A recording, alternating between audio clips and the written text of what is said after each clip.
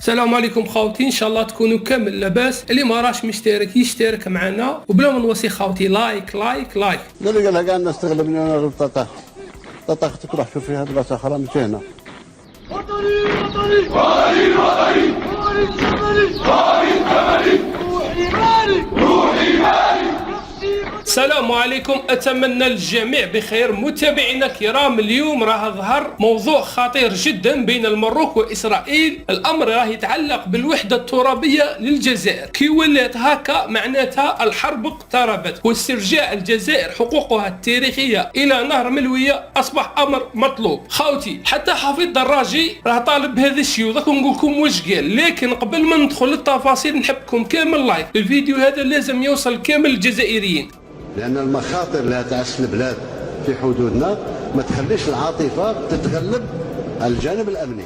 خاوتي عندها ايامات شفنا هذيك المروكيه البايره مسؤوله الوثائق في قصر الملك كي هضرت على الصحراء الجزائريه وتقول عندها وثائق. المهم عطيناها الرد وبهدلناها. لكن هذو قوم مش تاع حشمه ومش تاع هضره، هذو مربعين الراس غير تاع سقله، راهم يهضروا برك. بصح هذه الجزائر كي تتحرك راح تندمهم في الاخير، لانه يا خاوتي راه في 48 ساعه اخيره الحاله زادت ودخلت فيها اسرائيل، اللي راها تدير في لقاءات في التلفزيون تاعها وتقارير عن الصحراء الجزائريه. شوفوا معايا واش راهم يقولوا. كل الجزائريين نردوا بالكم، لانكم اذا مشيتوا وخدتوا في واحد المشاكل راه بامكاننا نجيبوا اوراق اخرى، وعندنا ملفات وعندنا وثائق اللي كتاكد بان الصحراء الشرقيه هي صحراء مغربيه وسكان مغاربه. وردوا بالكم. وثاني هذا موقع تاع قناه اسرائيل راه يهضر ثاني الصحراء، يقول فرنسا اقتطعتها من المروك ثاني راه طلق المحللين تاعو ينبحوا على الجزائر، والاعلام تاع المروك جبد السلاح اللي ضحك كاع العالم، وهو قلم التلوين. صحيفه مروك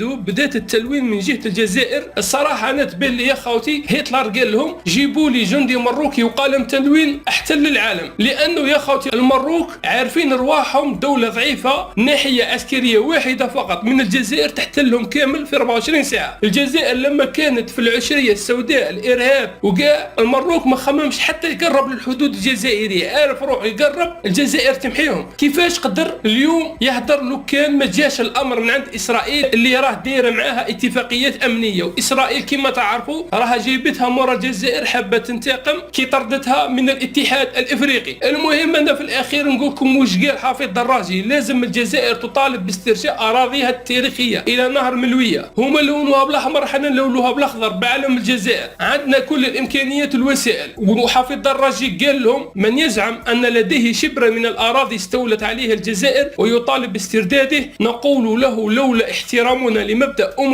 اممي ينص على ضروره الالتزام بالحدود الاتفاقات التي وقعناها مع كل الجيران بعد الاستقلال، لطالبنا باراضي كانت جزائريه قبل الاحتلال الفرنسي واستولى عليها الغير. خلونا ساكتين افضل.